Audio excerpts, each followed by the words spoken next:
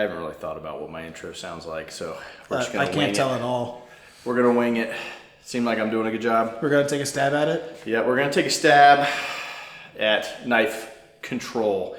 Big shout out to the Knife Control Concepts guys, Mike Cheney, Eli Knight, Aaron Giannetti, stealing some of their concepts for today's video. Want to cover underhand and overhand attacks as well as movement. So let's take on this controversial topic, knife control. Let's cut to the chase.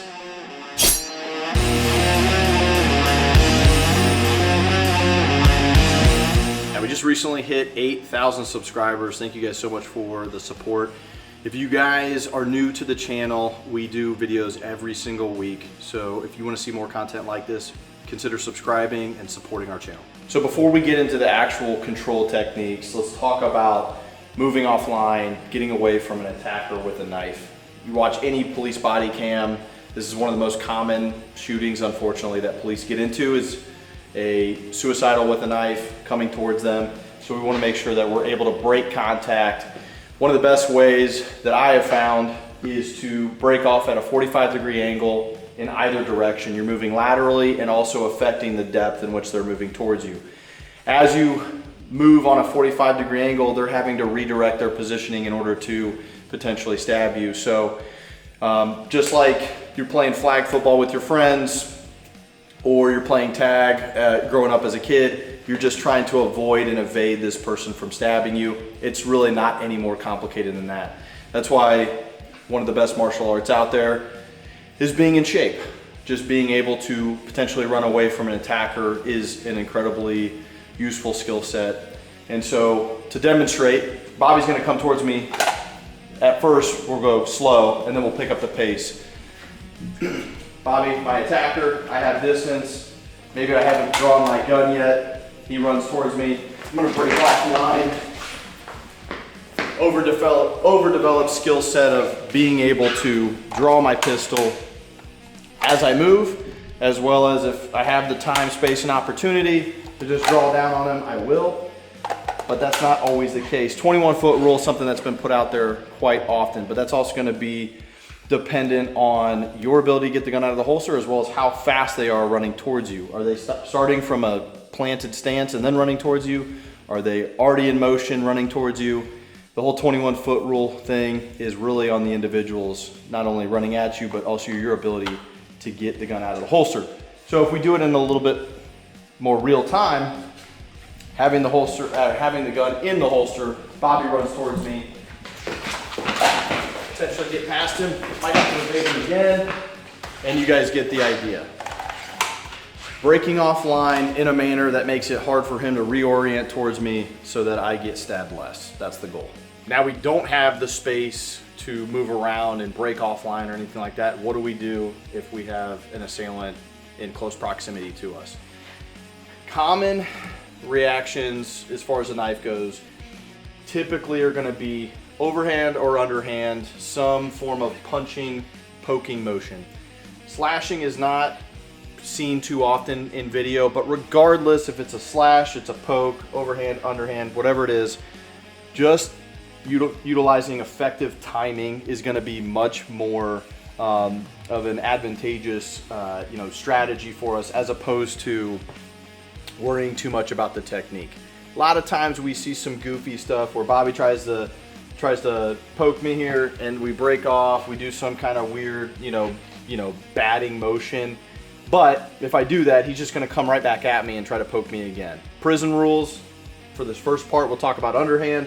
I have to make sure that when he starts to hit me, he doesn't break contact and try to re-engage with that knife repeatedly, and I'm not making any, I'm not taking away that ability to stab me. So instead, all I'm gonna do is create this glove with both my hands, thumb over thumb, and I'm just gonna grab at his wrist.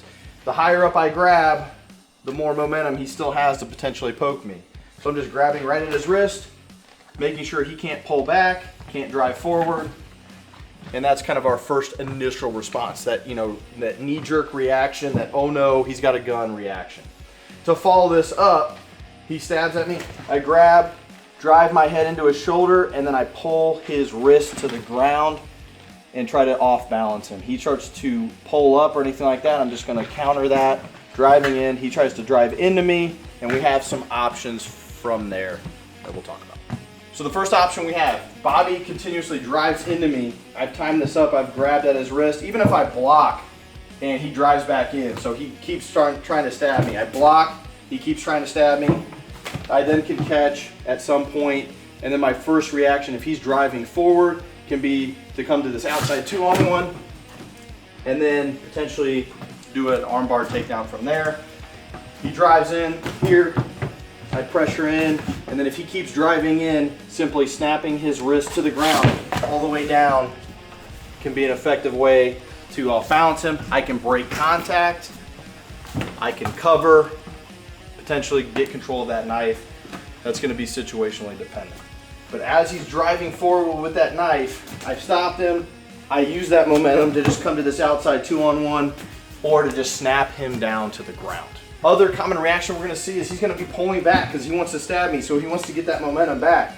When he does, you guys notice, it kind of creates this opening for me to get into that split seat belt, something Craig Douglas talks quite a bit about. You get that 45, you get that bend in the arm, that 90-degree angle with the elbow, makes it perfect opportunity to come into the split seat belt, suck that arm into the rib cage. I can sneak to the back from here, do a takedown, either snap down, sit down, whatever kind of takedown you want to do from the back, or disengage and get to my primary weapon system.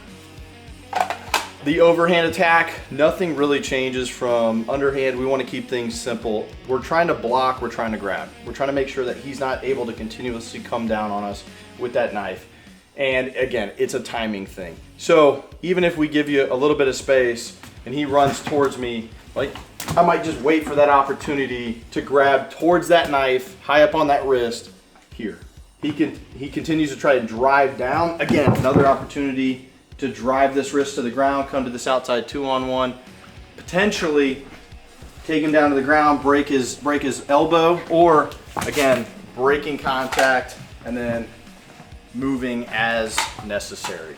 So whether it's overhand, he comes down, I time it up and I grab, or it's underhand like bowling ball style, it doesn't matter. I gotta just grab towards his wrist.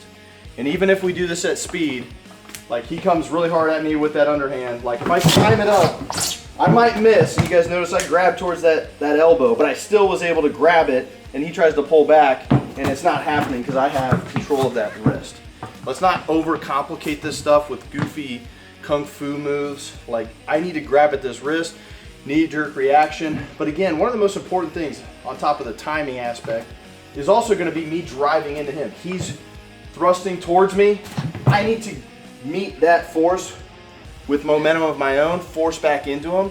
If I'm backing away and trying to block, like it's just not going to go well for me. I have to drive back in towards him.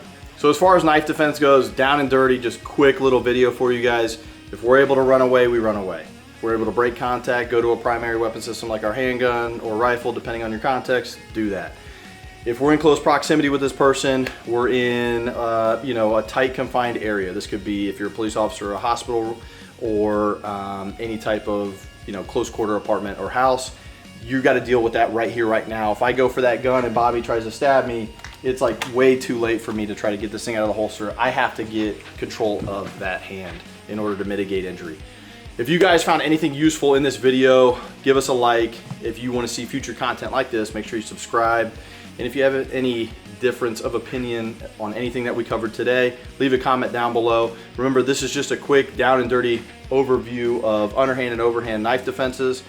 And if you guys have any other videos that you guys want to see us do in the future, we do a lot of combatives training. Make sure you hit us up and we'll be happy to do that for you. With that, we'll see you on the next video.